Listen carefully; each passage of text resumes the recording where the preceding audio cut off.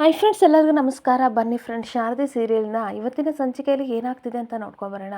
ಅದಕ್ಕೂ ಮುಂಚೆ ಯಾರೆಲ್ಲ ನನ್ನ ವೀಡಿಯೋ ನೋಡ್ತಾ ಇದ್ದೀರಾ ಅವರೆಲ್ಲ ಪ್ಲೀಸ್ ಪುಟ್ಟದೊಂದು ಲೈಕ್ ಮಾಡಿ, ಹಾಗೆ ಸಬ್ಸ್ಕ್ರೈಬ್ ಆಗೋದನ್ನು ಮರಿಬೇಡಿ. ಬನ್ನಿ ಸ್ಟಾರ್ಟ್ ಮಾಡೋಣ. ಫ್ರೆಂಡ್ಸ್, ಮೊದಲಿಗೆ ಇಲ್ಲಿ ಸುಮಿತ್ರಮ್ಮನೇ ನನ್ನ ನಿಜವಾದ ಅಮ್ಮ, ದಶರಥ ಅವರೇ ನನ್ನ ನಿಜವಾದ ಅಪ್ಪ ಅಂತ ಸತ್ಯನ ಈ ಕಡೆ ಶಾರದಾ ಸಿದ್ದುಗೆ ಹೇಳಿದ ತಕ್ಷಣ ಅವನಿಗಂತೂ ಸಿಕ್ಕಾಬಟ್ಟೆ ಖುಷಿ ಆಗ್ತಿರುತ್ತೆ. ಹಾಗೆ ಇದು ಹೇಗೆ ಸಾಧ್ಯ ಅಂತ ಅಂದಾಗ ಪಾಲಾಕ್ಷ ಹೇಳಿರೋ ಮಾತೆಲ್ಲನೂ ಸಹ ಶಾರದಾ ಸಿದ್ದು ಹತ್ರ ಹೇಳ್ತಾ ಇರ್ತಾಳೆ. ಅವನಿಗಂತೂ ಸಿಕ್ಕಾಪಟ್ಟೆ ಖುಷಿ ಆಗ್ತಿರುತ್ತೆ. ಹಾಗಾದರೆ ಶಾರದವರೇ, ನೀವು ನನ್ನ ಅತ್ತೆ ಮಗಳ, ನಾನು ಮದುವೆ ಆಗಿದ್ದು ನನ್ನ ಅತ್ತೆ ಮಗಳನ್ನ ಅಂತ ಸಿಕ್ಕಾಪಟ್ಟೆ ಖುಷಿ ಪಡ್ತಾ ಇರ್ತಾನೆ. ಹಾಗೆ ಏನೇ ಆಗಲಿ ಸತ್ಯನ ಎಲ್ಲರ ಹತ್ರ ಹೇಳಲೇಬೇಕು, ನಿಮ್ಮ ಸ್ಥಾನ ನಿಮಗೆ ಸಿಗಲೇಬೇಕು, ಬನ್ನಿ ಇವಾಗಲೇ ಮನೆಗೆ ಹೋಗಿ ಎಲ್ಲರಿಗೂ ಸತ್ಯ ಹೇಳೋಣ ಅಂತ ಕರ್ಕೊಂಡು ಹೋಗ್ತಾ ಇದ್ರೆ ಈ ಕಡೆ ಶಾರದಾ ಏನು ಮಾತಾಡದೆ ಹಾಗೆ ಸೈಲೆಂಟಾಗಿ ನಿಂತ್ಕೊಬಿಡ್ತಾಳೆ. ಹಾಗೆ ಶಾರದಾ ಹೇಳ್ತಾ ಇರ್ತಾಳೆ, ಈ ಸತ್ಯನ ಅವ್ರಿಗೆ ಹೇಳೋದು ಬೇಡ ಸರ್, ನಮ್ಮಿಬ್ಬರಲ್ಲೇ ಇರಲಿ ಅಂತ ಅಂದಾಗ, ಯಾಕೆ ಶಾರದವ್ರೆ ಏನಾಯಿತು ಅಂತ ಅನ್ಬೇಕಾದ್ರೆ ಪಾಲಾಕ್ಷ ಅವರು ಹೇಳಿದ ತಕ್ಷಣ ದಶರಥ ಸರ್ ಸುಮಿತ್ರಮ್ಮನೇ ನನ್ನ ಅಪ್ಪ ಅಮ್ಮ ಅಂತ ನನಗೆ ಸಿಕ್ಕಾಬಟ್ಟೆ ಖುಷಿ ಆಯಿತು. ಹಾಗೆ ಅವ್ರ ಹತ್ರ ಎಲ್ಲ ಹೇಳ್ಕೊಬೇಕು ಅಂತ ಅಂದ್ಕೊಂಡೆ ಸರ್, ಆದರೆ ಆ ಭಗವಂತನ ಲೆಕ್ಕದಲ್ಲಿ ಇನ್ನೂ ಆಟ ಮುಗ್ದಿಲ್ಲ ಸರ್ ಅಂತ ಕಣ್ಣೀರಾಗ್ತಾ ಇರ್ತಾಳೆ. ಹಾಗೆ ಎಲ್ಲ ಸತ್ಯನ ಹೇಳಬೇಕು, ಸುಮಿತ್ರಮ್ಮನಿಗೆ ನಾನೇ ನಿಮ್ಮ ಮಗಳು ಅಂತ ಹೇಳಿ ಅವ್ರ ಮಡಿಲಲ್ಲಿ ಮಗುವಾಗಬೇಕು ಅಂತ ಹೋಗಿದ್ದೆ ಸರ್, ಆದರೆ ಅಂತ ಕಣ್ಣೀರಾಗ್ತಿರ್ಬೇಕಾದ್ರೆ ಆದರೆ ಏನಾಯಿತು ಹೇಳಿ ಶಾರದವ್ರೆ, ಆ ಜ್ಯೋತಿಕನಿಗೆ ಏನಾದರೂ ಹೆದರ್ಕೊಂಡ್ರಾ? ಹೋಗಿ ಹೋಗಿ ಅವಳಿಗೆ ಹೆದರ್ಕೋತಿದ್ದೀರಲ್ಲ, ಏನೇ ಆಗಲಿ ದೊಡ್ಡ ಸತ್ಯನ ಅವ್ರಿಗೆಲ್ಲ ಹೇಳಲೇಬೇಕು ಅಂತ ಅಂದಾಗ, ಬೇಡ ಸರ್ ನನ್ನ ಮಾತನ್ನ ಕೇಳಿ ಪ್ಲೀಸ್ ಪ್ಲೀಸ್ ಅಂತ ಎಷ್ಟು ರಿಕ್ವೆಸ್ಟ್ ಮಾಡಿಕೊಂಡ್ರೂ ಸಹ ಇಲ್ಲ, ಈ ವಿಷಯದಲ್ಲಿ ನಾನು ನಿಮ್ಮ ಮಾತನ್ನ ಕೇಳೋದೇ ಇಲ್ಲ, ಏನೇ ಆಗಲಿ ಸತ್ಯ ಅವರಿಗೆಲ್ಲ ಗೊತ್ತಾಗಬೇಕು, ಬನ್ನಿ ಹೋಗೋಣ ಮನೆಗೆ ಅಂತ ಶಾರದನ ಕರ್ಕೊಂಡು ಸಿದ್ದು ಹೋಗ್ತಾ ಇರ್ತಾನೆ. ಹಾಗೆ ಸಿದ್ದು ಮನೆಯೊಳಗಡೆ ಬಂದು ಕೋಪ ಮಾಡಿಕೊಂಡು, ತಾತ, ಅತ್ತೆ, ಮಾವ, ಅಜ್ಜಿ ಎಲ್ಲರೂ ಬೇಗ ಬೇಗ ಬನ್ನಿ ಅಂತ ಅಂದಾಗ, ಯಾಕೆ ಸಿದ್ದು ಏನಾಯಿತು, ಏನಕ್ಕೆ ಈ ಥರ ಗಾಬರಿಯಾಗಿ ಬರ್ತಾ ಇದೆಯಾ ಅಂತ ದಶರಥ ಕೇಳ್ತಿರ್ಬೇಕಾದ್ರೆ, ಏನಾಗಿದೆ ದಶರಥ ನಿನಗೆ, ಇವ್ರನ್ನಕ್ಕೆ ಈ ರೀತಿ ವೆಲ್ಕಮ್ ಮಾಡ್ತಾ ಇದೆಯಾ, ಬಾಯಿ ಬಂದಂಗೆ ಬೈದು ಕಳಿಸ್ಬೇಕಲ್ವಾ, ಏನೂ ಆಗಿದೆ ನಿನಗೆ, ಶಾರದಾ ಏನಕ್ಕೆ ಬಂದಿದೆ ನೀನು, ಇಲ್ಲಿಂದ ಹೊರಟೋಗು ಅಂತ ತಾತ ಕೋಪ ಮಾಡ್ಕೊಂಡು ಕೂಗಾಡ್ತಾ ಇರ್ತಾರೆ. ಹಾಗೆ ಇಲ್ಲಿಂದ ಆಚೆ ಹೋಗ್ತಿರೋ ಇಲ್ವೋ ಅಂತ ತಾತ ಕೂಗಾಡ್ತಿರ್ಬೇಕಾದ್ರೆ, ಇಲ್ಲಿಂದ ಆಚೆ ಹೋಗ್ಬೇಕಾಗಿರೋದು ತಾತ ನಾವಲ್ಲ, ಮೊಮ್ಮಗಳು ಅಂತ ಹೇಳ್ಕೊಂಡು ಈ ಮನೇಲಿ ಸೆಟಲ್ ಆಗಿದ್ದಾಳಲ್ಲ ಆ ಜ್ಯೋತಿಕ ಹೊರಗಡೆ ಹೋಗಬೇಕು ಅಂತ ಅಂದಾಗ ಅವಳಿಗಂತೂ ಸಿಕ್ಕಾಬಟ್ಟೆ ಶಾಕ್ ಆಗ್ತಾ ಇರುತ್ತೆ. ಹಾಗೆ ತಾತ ಮಾತ್ರ ಸಿಕ್ಕಾಬಟ್ಟೆ ಕೋಪ ಮಾಡಿಕೊಂಡು, ಏನು ತಲೆಗಿಲೆ ಕೆಟ್ಟಿದೇನೋ, ಏನು ಮಾತಾಡ್ತಿದ್ಯಾ ಅಂತ ನಿನಗೆ ಪರಿಜ್ಞಾನ ಇದೆಯಾ, ನನ್ನ ಮೊಮ್ಮಗಳು ಈ ಮನೆ ಮಗಳು ಏನಕ್ಕೋ ಹೋಗಬೇಕು ಆಚೆ ಅಂತ ಕೂಗಾಡ್ತಾ ಇರ್ತಾರೆ. ಹಾಗೆ ಇನ್ನೊಂದು ಕಡೆ ಸುಮಿತ್ರನೂ ಸಹ ಸಿಕ್ಕಾಬಟ್ಟೆ ಕೋಪ ಮಾಡಿಕೊಂಡು, ನೋಡು ಸಿದ್ದು, ನೀವಿಬ್ಬರು ಇಲ್ಲಿ ಏನು ಉದ್ದೇಶ ಇಟ್ಕೊಂಡು ನಮ್ಮ ಮನೆಗೆ ಬಂದಿದ್ದೀರೋ ನನಗಂತೂ ಗೊತ್ತಿಲ್ಲ, ಆದರೆ ನಿಮ್ಮಿಬ್ಬರು ಮಾತನ್ನು ಕೇಳೋ ಪೇಷನ್ಸು ತಾಳ್ಮೆ ಆಗಲಿ ನಮಗಿಲ್ಲ, ಇಲ್ಲಿಂದ ಹೊರಟೋಗಿ ಅಂತ ಅಂದಾಗ ಸಿದ್ದು ಮಾತ್ರ ಕೋಪ ಮಾಡಿಕೊಂಡು, ನಾವೇನಕ್ಕೆ ಹೋಗಬೇಕು ಅತ್ತೆ, ಈ ಮನೆಗೆ ಸಂಬಂಧಪಟ್ಟವರು, ನಾವು ಹೋಗಲ್ಲ, ಅಷ್ಟಕ್ಕೂ ಈ ಮನೆ ಮಗಳು ಅಂತ ಉಳ್ಕೊಂಡಿರೋದು ಜ್ಯೋತಿಕಾ, ಇವಳನ್ನ ಮನೆಯಿಂದ ಆಚೆ ಹಾಕಿ ಅಂತ ಅಂದಾಗ ಅವಳಿಗಂತೂ ಸಿಕ್ಕಾಬಟ್ಟೆ ಶಾಕ್ ಮೇಲೆ ಶಾಕ್ ಆಗ್ತಾ ಇರುತ್ತೆ. ಹಾಗೆ ಟೆನ್ಷನ್ ಮಾಡ್ಕೊಂಡು ದಶರಥ, ಏನು ಹೇಳ್ತಿದೆಯಾ ಸಿದ್ದು ಅಂತ ಅನ್ಬೇಕಾದ್ರೆ, ನಿಜನೇ ಹೇಳ್ತಾ ಇದ್ದೀನಿ ಮಾವ, ನಿಜವಾಗ್ಲೂ ನೀವು ಎತ್ತು ಮಗಳು, ನೀವು ಜನ್ಮ ಕೊಟ್ಟ ಮಗಳು ಈ ಜ್ಯೋತಿಕ ಅಲ್ಲ, ಈ ಶಾರದಾ ಅಂತ ಅಂದಾಗ ಮನೆ ಮಂದಿಗೆಲ್ಲ ಸಿಕ್ಕಾಬಟ್ಟೆ ಶಾಕ್ ಮೇಲೆ ಶಾಕ್ ಆಗ್ತಾ ಇರುತ್ತೆ. ಈ ಜ್ಯೋತಿಕ ಸಿಕ್ಕಾಬಟ್ಟೆ ಕೋಪ ಮಾಡಿಕೊಂಡು, ಸಿದ್ದು ಏನು ಹೇಳ್ತಿದ್ಯಾ, ನಾನು ಈ ಮನೆ ಮಗಳಲ್ಲ ಅಂತಂದರೆ ಹಾಗಾದರೆ ನಾನು ಯಾರು, ನಿನಗೇನು ತಲೆಗಿರ ಕೆಟ್ಟಿದ್ದ, ಗೆಟೌಟ್ ಐಸೆ ಅಂತ ಜೋರಾಗಿ ಕೂಗ್ತಿರ್ತಾಳೆ. ಹಾಗೆ ಶಾರದಾನೇ ಈ ಮನೆ ಮಗಳು ಅನ್ನೋದಕ್ಕೆ ಏನಿದೆ ನಿನ್ನ ಹತ್ರ ಪ್ರೂಫ್ ಅಂತ ಕೇಳಬೇಕಾದ್ರೆ, ಯಾಕೆ ನಿನಗೆ ಸತ್ಯ ಗೊತ್ತಿಲ್ವಾ, ನೀನು ಯಾರು ಅಂತ ನಿನಗೆ ಗೊತ್ತಿಲ್ವಾ, ನನ್ನ ಬಾಯಲ್ಲೇ ಏನಾದರೂ ಹೇಳ್ಬೇಕಾ, ಹೇಳ್ತೀನಿ ಅಂತ ಸಿದ್ದು ಹೇಳ್ತಾ ಇದ್ರೆ ಇವಳಿಗಂತೂ ಸಿಕ್ಕಾಬಟ್ಟೆ ಶಾಕ್ ಆಗ್ತಾ ಇರುತ್ತೆ. ಹಾಗೆ ಮತ್ತೆ ಸಿದ್ದು ಹೇಳ್ತಾ ಇರ್ತಾನೆ, ಎಲ್ಲ ವಿಷಯ ನನಗೆ ತುಂಬ ಚೆನ್ನಾಗಿ ಗೊತ್ತು, ಇಂಚು ಇಂಚು ಸಹ ಪಾರಿಜಾತ ಅಜ್ಜಿಗೆ ಗೊತ್ತು, ಅವತ್ತು ಏನಾಯಿತು ಗೊತ್ತಾ, ಡೆಲಿವರಿ ದಿನ ಅಜ್ಜಿ ಸೇಟ್ ತೀರಿಸ್ಕೊಳ್ಳೋಕ್ಕೋಸ್ಕರ ಜ್ಯೋತಿಕನು ಶಾರದವ್ರನ್ನ ಎಕ್ಸ್ಚೇಂಜ್ ಮಾಡಿ ಶಾರದವ್ರನ್ನ ಸಾಯಿಸೋಕ್ಕೆ ಅಂತ ಪಾಲಾಕ್ಷ ಅವ್ರ ಕೈಲಿ ಕೊಟ್ಟಿದ್ದಾರೆ, ಅವರು ಈ ಥರ ಕಸದ ತೊಟ್ಟೆಯಲ್ಲಿ ಬಿಸಾಕಿ ಹೋಗಿದ್ದಕ್ಕೆ ಇವಳು ಶಾರದವರು ಬೇರೆ ಕುಬೇರಪ್ಪನಿಗೆ ಸಿಕ್ಕಿದ್ದಾಳೆ, ಈ ಥರ ನಡೆದ ಘಟನೆ ಎಲ್ಲನೂ ಸಹ ಹೇಳಿದಾಗ ಮನೆ ಮಂದಿಗೆಲ್ಲ ಸಿಕ್ಕಾಪಟ್ಟೆ ಶಾಕ್ ಆಗ್ತಾ ಇರುತ್ತೆ. ದಶರಥನಿಗೊಂದು ಸಿಕ್ಕಾಬಟ್ಟೆ ಖುಷಿ ಆಗ್ತಾ ಇರಬೇಕಾದ್ರೆ, ಇದಕ್ಕೆಲ್ಲ ಕಾರಣ ಈ ಪಾರಿಜಾತನ ಅಂತ ತಾತ ಸಿಕ್ಕಾಬಟ್ಟೆ ಕೋಪ ಮಾಡಿಕೊಂಡು ಗುರಾಯಿಸ್ತಿರ್ಬೇಕಾದ್ರೆ, ಹೌದು ತಾತ, ಇದಕ್ಕೆಲ್ಲ ಕಾರಣ ಪಾರಿಜಾತ ಅಜ್ಜಿ ಮತ್ತು ಪಾಲಾಕ್ಷಿ ಮಾವ ಅಂತ ಹೇಳ್ತಾ ಇರ್ತಾನೆ. ಹಾಗೆ ಇದನ್ನೆಲ್ಲ ಮಾಡಿದ್ದು ಇವರಿಬ್ಬರು ತಾತ ಅಂತ ಅಂದಾಗ ತಾತ ಸಿಕ್ಕಾಬಟ್ಟೆ ಕೋಪ ಮಾಡಿಕೊಂಡು, ಪಾರಿಜಾತ, ಸಿದ್ದು ಹೇಳ್ತಿರೋದೆಲ್ಲ ಕರೆಕ್ಟಾ ಅಥವಾ ಇನ್ನೂ ಏನಾದರೂ ಡ್ರಾಮಾ ಮಾಡ್ತಿದ್ಯಾ, ನಿಜ ಹೇಳು, ಇಲ್ಲ ಅಂತಂದರೆ ಅಡ್ಡ ಹೇಳ್ಬಿಡ್ತೀನಿ ಅಂತ ಅಂದಾಗ ಪಾರಿಜಾತ ಸತ್ಯನೂ ಒಪ್ಕೋತಾಳೆ, ಇದನ್ನೆಲ್ಲ ನಾನೇ ಮಾಡಿದ್ದು, ಯಾಕೆ ಅಂತಂದರೆ ಈ ಮನೇಲಿ ನನ್ನ ಮಗನಿಗೆ ಸ್ಥಾನಮಾನ ಇರಲಿಲ್ಲ, ಅವನನ್ನು ಕಂಡ್ರೆ ಉರಿದು ಬೀಳ್ತಿದ್ರಿ, ಹಾಗೆ ಪಾಲಾಕ್ಷನ ಮಗುಗೂ ಸಹ ಇದೇ ಪರಿಸ್ಥಿತಿ ಬರುತ್ತೆ ಅಂತ ಸುಮಿತ್ರ ಮಗು ಹುಟ್ಟಿದ ತಕ್ಷಣ ನಾನೇ ಬದಲು ಮಾಡಿದ್ದು ಅಂತ ಅಂದಾಗ ಆ ಸತ್ಯನ ಕೇಳಿ ಇವರಿಗೆಲ್ಲ ಸಿಕ್ಕಾಬಟ್ಟೆ ಶಾಕ್ ಆಗ್ತಾ ಇರುತ್ತೆ. ಹಾಗೆ ಇದನ್ನೆಲ್ಲ ಮಾಡಿದ್ದು ತಪ್ಪ ಅಂತ ಅಂದಾಗ ತಾತ ಸಿಕ್ಕಾಪಟ್ಟೆ ಕೋಪ ಮಾಡಿಕೊಂಡು ಇನ್ನು ತಪ್ಪ ಅಂತ ಇನ್ನೂ ಸಮರ್ಥನೆ ಮಾಡ್ತಿದೆಯಲ್ಲ, ಥೂ ನಿನ್ನ ಜನ್ಮಕ್ಕೆ ನಾಚಿಕೆ ಆಗಲ್ವ ಇಂಥ ಕೆಲಸ ಮಾಡೋಕ್ಕೆ ಅಂತ ಹೊಡೆಯೋಕ್ಕೆ ಹೋಗ್ತಿರ್ಬೇಕಾದ್ರೆ ಸುಮಿತ್ರಾ ಹೋಗ್ತಾಳೆ.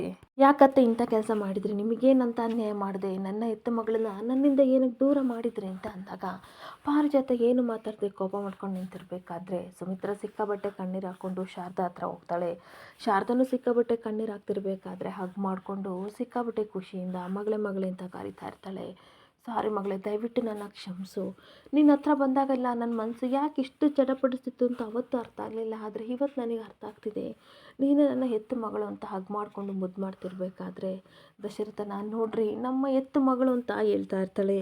ಹಾಗೆ ದಶರಥ, ದಯವಿಟ್ಟು ನನ್ನ ಕ್ಷಮಿಸು ಶಾರದಾ, ನೀನೇ ನನ್ನ ಮಗಳು ಅಂತ ನನಗೆ ನಿಜವಾಗ್ಲೂ ಗೊತ್ತಾಗಲಿಲ್ಲ ಅಂತ ಅಂದಾಗ, ಬಿಡಿಯಪ್ಪ ನೀವೇನು ಕಳ್ತೀರಾ, ಇದರಲ್ಲಿ ನಿಮ್ಮೇನು ತಪ್ಪಿದೆ, ಇವ್ರುಗಳು ಮಾಡಿರೋ ಪಾಪದ ಕೆಲಸದಿಂದ ನಿಮ್ಮಿಂದ ನಾನು ದೂರ ಆದೆ, ಬಿಡಿಯಪ್ಪ ಈ ಪಾಪಿಗಳು ಮಾಡಿದ್ದ ಕೆಲಸ ಅಂತ ಹೇಳ್ತಿರ್ಬೇಕಾದ್ರೆ ತಾತನ ನೋಡಿ, ತಾತ ಇವಾಗಲಾದರೂ ನನ್ನನ್ನು ನಿಮ್ಮ ಮೊಮ್ಮಗಳು ಅಂತ ಸ್ವೀಕರಿಸ್ತೀರಾ, ನನ್ನ ತಪ್ಪಿಲ್ಲ ಅಂತ ಒಪ್ಕೋತೀರಾ ಅಂತ ಅಂದಾಗ ಶಿವನಾರಾಯಣ ತಾತ ಸಹ ಸಿಕ್ಕಾಬಟ್ಟೆ ಕಣ್ಣೀರು ಹಾಕ್ಕೊಂಡು ತನ್ನ ಮೊಮ್ಮಗಳನ್ನ ಹಗ್ ಮಾಡ್ಕೋತಾ ಇರ್ತಾನೆ. ಹಾಗೆ ಮತ್ತೆ ತಾತ ಸಿಕ್ಕಾಬಟ್ಟೆ ಕಣ್ಣೀರು ಹಾಕ್ಕೊಂಡು, ದಯವಿಟ್ಟು ನನ್ನನ್ನು ಕ್ಷಮಿಸಮ್ಮ, ತಪ್ಪಾಯ್ತು ನನ್ನಿಂದ. ಈ ಪಾರಿಜಾತ ಅವಿವೇಕಿ ಕೆಟ್ಟವಳಂತ ಗೊತ್ತಿದ್ದಾದರೆ ಎಷ್ಟು ಕೀಳು ಮಟ್ಟಕ್ಕೆ ಇಳಿತಾಳೆ ಅಂತ ನನಗೆ ಗೊತ್ತಿರಲಿಲ್ಲ ಅಂತ ಹೇಳ್ಬೇಕಾದ್ರೆ ಅವಳಿಗಂತೂ ಸಿಕ್ಕಾಬಟ್ಟೆ ಕೋಪದ ಮೇಲೆ ಕೋಪ ಬರ್ತಾ ಇರುತ್ತೆ. ಇನ್ಮೇಲೆ ಈ ಮನೆಗೆ, ಈ ಜಮೀನಿಗೆ, ಆಸ್ತಿಗೆ ಪ್ರತಿಯೊಂದಕ್ಕೂ ನೀನೇ ವಾರಿಸ್ತಾ ಇರಳು ಅಂತ ಅನ್ಬೇಕಾದ್ರೆ ಜ್ಯೋತಿಕನಿಗೆ ಸಿಕ್ಕಾಬಟ್ಟೆ ಕೋಪ ಬರ್ತಾ ಇರುತ್ತೆ. ಹಾಗೆ ಸಿದ್ದು ಈ ಜ್ಯೋತಿಕನ ಏನು ಮಾಡೋದು ಅಂತ ಅಂದಾಗ, ಇವಳು ಜನ್ಮಕ್ಕೆ ನಾಚಿಕೆ ಆಗಲ್ವಾ, ಇವಳು ಇವರಪ್ಪ ಇವರಜ್ಜಿ ಸೇರಿಕೊಂಡು ನಮಗೆ ಎಷ್ಟು ದೊಡ್ಡ ಅನ್ಯಾಯ ಮಾಡಿದ್ದಾರೆ, ಇವಳನ್ನ ಮನೆಯಿಂದ ಆಚೆ ಹಾಕು ಸಿದ್ದು, ನೋಡು ಜೋ ನೀನು ಇಲ್ಲಿಂದ ಹೊರಟು ಹೋಗ್ತೀಯೋ ಅಥವಾ ನಾನೇ ಕತ್ತಿಡ್ದು ದಬ್ಲ ಅಂತ ಅಂದಾಗ, ತಾತ ಏನು ಹೇಳ್ತಿದ್ದೀರಾ, ನೀವು ಮಾಡ್ತಿರೋದು ಸರಿನಾ ಅಂತ ಅಂದಾಗ, ನಾಚಿಕೆ ಆಗಲ್ವ ನಿನಗೆ ಇಷ್ಟು ದಿನ ಇಂಥ ಕೆಲಸ ಮಾಡೋಕ್ಕೆ ಅಂತ ತಾತ ಬೈತಾ ಇರ್ತಾರೆ. ಆದರೆ ಜ್ಯೋತಿಕ ಮಾತ್ರ ಸಿಕ್ಕಾಬಟ್ಟೆ ಕೋಪ ಮಾಡಿಕೊಂಡು, ಶಾರದಾ ತಪ್ಪು ಮಾಡಿದೆ, ಎಂಥ ದೊಡ್ಡ ತಪ್ಪು ಮಾಡಿದೆ ನಿನಗೆ ಗೊತ್ತಾ ಅಂತ ಹತ್ರ ಹೋಗ್ಬಿಟ್ಟು, ಇಷ್ಟು ದಿನ ನಾನು ಇವ್ರಿಗೆಲ್ಲ ಏನು ಮಾಡಬಾರ್ದು, ಪ್ರೀತಿಯಿಂದ ಇರಬೇಕಂತ ಅಂದ್ಕೊಂಡಿದ್ದೆ, ಆದರೆ ನೀನು ಇವತ್ತು ಬಂದು ಎಲ್ಲ ಹಾಳು ಮಾಡಿದೆ, ಈ ಆಸ್ತಿ ಪಾಸ್ತಿ ಮನೆ ಮಠ ಎಲ್ಲ ನಂದಾಗಬೇಕು ಅಂತ ನಾನು ಆಸೆ ಪಟ್ಟೆ, ಆದರೆ ಇವಾಗ ನೀನು ಇದನ್ನೆಲ್ಲ ಕಿತ್ಕೋತಾ ಇದೆಯಾ, ಇನ್ಮೇಲೆ ನಾನು ಸುಮ್ಮನೆ ಬಿಡಲ್ಲ, ನಾನು ಏನು ಮಾಡಬೇಕು ಅದನ್ನು ಮಾಡ್ತೀನಿ ಅಂತ ಅಂದಾಗ ಎಲ್ಲರಿಗೂ ಸಿಕ್ಕಾಪಟ್ಟೆ ಶಾಕ್ ಆಗ್ತಾ ಇರುತ್ತೆ. ಹಾಗೆ ಇನ್ಮೇಲೆ ನಿಮಗೆ ಅವಕಾಶನ ಕೊಡಲ್ಲ, ನೀವೆಲ್ಲ ಜೀವಂತವಾಗಿದ್ದರೆ ತಾನೇ ಇದನ್ನೆಲ್ಲ ಅನುಭವಿಸೋಕ್ಕಾಗೋದು, ನಿಮ್ಮನ್ನೆಲ್ಲ ಸಾಯಿಸೇ ಬಿಡ್ತೀನಿ ಅಂತ ಈ ಕಡೆ ಜ್ಯೋತಿಕಾ ಗನ್ನ ತೋರಿಸ್ತಾ ಇದ್ರೆ ಇವರಿಗೆಲ್ಲ ಸಿಕ್ಕಾಬಟ್ಟೆ ಶಾಕ್ ಆಗ್ತಾ ಇರುತ್ತೆ. ಹಾಗೆ ಪಾರಿಜಾತ ಕೋಪ ಮಾಡ್ಕೊಂಡು ಹೇಳ್ತಾ ಇರ್ತಾಳೆ, ಒಬ್ರನ್ನೂ ಬಿಡಬೇಡ, ಜೀವಂತವಾಗಿ ಒಬ್ರನ್ನೂ ಬಿಡಬೇಡ, ಎಲ್ಲರನ್ನೂ ಸುಟ್ಟಾಕು, ಇದಕ್ಕೆಲ್ಲ ಮೇನ್ ಕಾರಣ ಈ ಶಾರದಾ, ಅವಳನ್ನ ಮೊದಲು ಸುಡು ಅಂತ ಅಂದಾಗ ಪಾರಿಜಾತ ಹೇಳ್ತಾ ಇರಬೇಕಾದ್ರೆ ಜ್ಯೋತಿಕಾ ಮೊದಲು ಶಾರದಾನ ಸುಡೋಕೆ ಹೋಗ್ತಿರ್ಬೇಕಾದ್ರೆ ಅಡ್ಡವಾಗಿ ಸುಮಿತ್ರ ಬರ್ತಾಳೆ.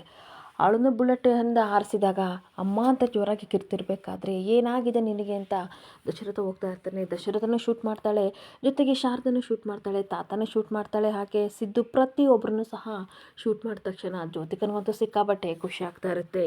ಹಾಗೆ ಇದನ್ನೆಲ್ಲ ಶಾರದಾ ಕನ್ಸ್ಕೊತಿರ್ಬೇಕಾದ್ರೆ ಅವಳಿಗೆ ಒಂದು ಕ್ಷಣ ಶಾಕ್ ಆಗ್ತಿರುತ್ತೆ. ಅಯ್ಯೋ ದೇವರೇ, ಇದೆಲ್ಲ ನಿಜವಾಗ್ಲೂ ಕನಸ, ನನಗಂತೂ ನಂಬೋಕ್ಕೆ ಆಗ್ತಿಲ್ಲ. ಏನೇ ಆಗಲಿ ಸಿದ್ಧ ಸರ್ಗೆ ಸುಮಿತ್ರಾ ಮೇಲೆ ನನ್ನ ನಿಜವಾದ ಅಮ್ಮ ಅಂತ ಹೇಳೋದು ಬೇಡ ಅಂತ ಯೋಚನೆ ಮಾಡ್ತಿರ್ಬೇಕಾದ್ರೆ ಸಿದ್ದು, ಏನಾಯಿತು ಶಾರದವ್ರೆ, ಆಗ್ಲಿಂದ ಕೇಳ್ತಾ ಇದ್ದೀನಿ, ನಿಮ್ಮ ಅಮ್ಮ ಯಾರನ್ನ ಸತ್ಯ ನನಗೆ ಗೊತ್ತಾಯಿತು ಅಂತ ಅಂದ್ರಲ್ಲ, ಹೇಳಿ ಹೇಳಿ ಅಂತ ಅಂದಾಗ, ಯಾರೂ ಇಲ್ಲ ಸರ್, ಸುಮ್ಮನೆ ಹಂಗಂದೆ, ಅಮ್ಮ ಅಂತ ನಾನು ಕನಸು ಕಾಣ್ತಾ ಇದ್ದೆ ಅಷ್ಟೇ, ಅವರು ಸಿಗಲ್ಲ, ನಕ್ಷತ್ರ ಥರ ಎತ್ತರದಲ್ಲಿದ್ದಾರೆ ಸರ್, ಬಿಟ್ಬಿಡಿ ಈ ವಿಷಯನ, ಇನ್ಮೇಲೆ ಯಾವತ್ತೂ ಕೇಳಬೇಡಿ ನನ್ನನ್ನು ಅಂತ ಅಂದಾಗ ಸಿದ್ದುಗೊಂದು ಸಿಕ್ಕಾಬಿಟ್ಟೆ ಟೆನ್ಷನ್ ಆಗ್ತಾ ಇರುತ್ತೆ. ಹಾಗೆ ಇನ್ನೊಂದು ಕಡೆ ಸುಮಿತ್ರಾ BP ಹೆಚ್ಚಾಗಿ ತಲೆ ಸುತ್ತು ಬಿದ್ದಿದ್ದ ತಕ್ಷಣ ಡಾಕ್ಟರ್ ಚೆಕಪ್ ಮಾಡ್ತಿದ್ರೆ ಮನೆಯವ್ರಿಗೆಲ್ಲ ಟೆನ್ಷನ್ ಆಗ್ತಾ ಇರುತ್ತೆ. ಸುಮಿತ್ರಾನಿಗೆ ಏನಾಯಿತು ಡಾಕ್ಟರ್ ಅಂತ ದಶರಥ ಕೇಳ್ತಿರ್ಬೇಕಾದ್ರೆ ಆತಂಕ ಪಡಬೇಡಿ, ಸ್ವಲ್ಪ BP ಜಾಸ್ತಿ ಆಗಿದೆ ಅಂತ ಹೇಳ್ತಾ ಇರ್ತಾರೆ. ಹಾಸ್ಪಿಟ್ಲಿಗೆ ಹೋಗೋಣ ಡಾಕ್ಟ್ರೆ ಅಂತ ಅಂದಾಗ, ಬೇಡ ಬೇಡ, ನಾನೊಂದು ಇಂಜೆಕ್ಷನ್ ಕೊಡ್ತೀನಿ, ರೆಸ್ಟ್ ಮಾಡೋಕ್ಕೆ ಹೇಳಿ ಅಂತ ಡಾಕ್ಟ್ರು ಹೇಳ್ತಾ ಇರ್ತಾರೆ. ಹಾಗೆ ಜೀವಕ್ಕೇನು ಅಪಾಯ ಇಲ್ವಾ ಅಂತ ಅಂದಾಗ, ನಥಿಂಗ್ ಟು ವರಿ, ಅವರಿಗೆ ಶಾಕ್ ಆಗೋ ವಿಷಯನ ದಯವಿಟ್ಟು ಹೇಳ್ಬೇಡಿ, ಆ ಥರ ಹೇಳಿದರೆ ಅವ್ರ ಜೀವಕ್ಕೆ ಅಪಾಯ ಇದೆ ಅಂತ ಡಾಕ್ಟರ್ ಹೇಳ್ತಾ ಇರ್ತಾರೆ. ಹಾಗೆ ಡಾಕ್ಟರ್ ಇಂಜೆಕ್ಷನ್ ಕೊಟ್ಟು ಹೊರಟೋಗ್ತಿರ್ಬೇಕಾದ್ರೆ ಸ್ವಲ್ಪ ಹೊತ್ತಿಗೆ ಸುಮಿತ್ರನಿಗೆ ಎಚ್ಚರಿಕೆ ಆಗುತ್ತೆ. ಇನ್ನೊಂದು ಸ್ವಲ್ಪ ಹೊತ್ತು ಮಲ್ಕೋ ಅಂತ ಪಾರಿಜಾತ ಹೇಳ್ತಿರ್ಬೇಕಾದ್ರೆ ಎದ್ದು ಕೂತ್ಕೋತಾಳೆ. ತಾತ ಬೈತಾ ಇರ್ತಾರೆ, ಏನಾಗಿದೆ ಸುಮಿತ್ರಾ, ಟೆನ್ಷನ್ ಮಾಡ್ಕೋಬೇಡ ಅಂತ, ಎಷ್ಟು ಹೇಳಿದ್ರು ಟೆನ್ಷನ್ ಮಾಡ್ಕೋತೀಯ, ಅಷ್ಟಕ್ಕೂ ಇವಾಗ ಹೇಗಿದ್ದೀಯ ಅಂತ ಅಂದಾಗ, ಆರಾಮಾಗಿದ್ದೀನಿ ಮಾವ ಅಂತ ಹೇಳ್ತಾ ಇರಬೇಕಾದ್ರೆ ಜ್ಯೋತಿಕಾ ಬೇಕು ಬೇಕು ಅಂತ ಓಡೋಡೆ ಬಂದು, ಮಮ್ಮ ಏನಾಯಿತು, ನಿಮಗೇನಾದರೂ ಆಯಿತು ಅಂತ ಅಂದರೆ ನನ್ನದೇ ಡಬ್ಬ ಡಬ್ಬ ಅಂತ ಬಿಟ್ಕೊಳ್ಳುತ್ತೆ, ಅಷ್ಟಕ್ಕೂ ನಿಮಗೇನಾಯಿತು ಹೇಳಿ ಹೇಳಿ ಅಂತ ಅಂದಾಗ, ಏನಾಗಿಲ್ಲ ಬಂಗಾರ, ಅರ್ಥ ಮಾಡ್ಕೊ, ನಾನು ಚೆನ್ನಾಗಿದ್ದೀನಿ ಅಂತ ಸಮಾಧಾನ ಮಾಡ್ತಾ ಇರ್ತಾಳೆ. ಹಾಗೆ ನಾನು ಹೇಗೆ ಸಮಾಧಾನ ಮಾಡ್ಕೊಳ್ಳಿ ಮಮ್ಮ, ಎಲ್ಲ ಆಗಿದ್ದು ಆ ಶಾರದನಿಂದ, ಅಷ್ಟಕ್ಕೂ ಅವಳನ್ನ ಇಲ್ಲಿ ಬರೋಕ್ಕೆ ಯಾರು ಹೇಳಿದ್ದು, ಅವಳು ಬಂದಿದ್ದರಿಂದಲೇ ನಮ್ಮಮ್ಮನಿಗೆ ಈ ಗತಿ ಬಂದಿತ್ತು, ಡ್ಯಾಡ್ಗೂ ಈ ಪರಿಸ್ಥಿತಿ ತಂದು ಅವಳನ್ನ ಸುಮ್ಮನೆ ಬಿಡಲ್ಲ ಅಂತ ಕೂಗಾಡ್ತಾ ಇರ್ತಾಳೆ. ಹಾಗೆ really high hater so much ಅಂತ ಕಿರ್ಚಾಡ್ತಿರ್ಬೇಕಾದ್ರೆ ನಿನ್ನ ಆತಂಕ ಅರ್ಥ ಆಗುತ್ತೆ, ಆದರೆ ಏನು ಮಾಡೋದು ಕಂದ, ಆ ಶಾರದಾ ನಮ್ಮನ್ನು ನೆಮ್ಮದಿಯಾಗಿರೋಕ್ಕೆ ಬಿಡಲ್ಲ ಅಂತ ಸುಮಿತ್ರಾ ಹೇಳ್ತಾ ಇರ್ತಾಳೆ. ಹಾಗೆ ಡೋಂಟ್ ವರಿ ಅಮ್ಮ, ಏನೇ ಆಗೋಕ್ಕೂ ನಾನು ಬಿಡಲ್ಲ, ನಿಮ್ಮ ಜೊತೆ ಯಾವಾಗಲೂ ನಾನು ಇರ್ತೀನಿ, ಶಾರದಾ ಅಲ್ಲ ಬೇರೆ ಯಾರೇ ಬಂದರೂ ಸಹ ನಿಮ್ಮನ್ನು ನಾನು ಪ್ರೊಟೆಕ್ಟ್ ಮಾಡ್ತೀನಿ ಅಂತ ಅಂದ್ಬಿಟ್ಟು ತನ್ನ ಮುನ್ನ ನಾಟಕ ಮಾಡ್ಕೊಂಡು ಹೋಗಿ ಮಾಡ್ಕೋತಾ ಇದ್ರೆ ಈ ಕಡೆ ಶಾರದಾ ಕಣ್ಣೀರು ಹಾಕೊಂಡು ನಿಂತ್ಕೊಬಿಡ್ತಾಳೆ. ಇಲ್ಲಿಗೆ ಸಂಚಿಕೆ ಎಂಡ್ ಆಗ್ತಿದೆ. Thank you for the watching friends.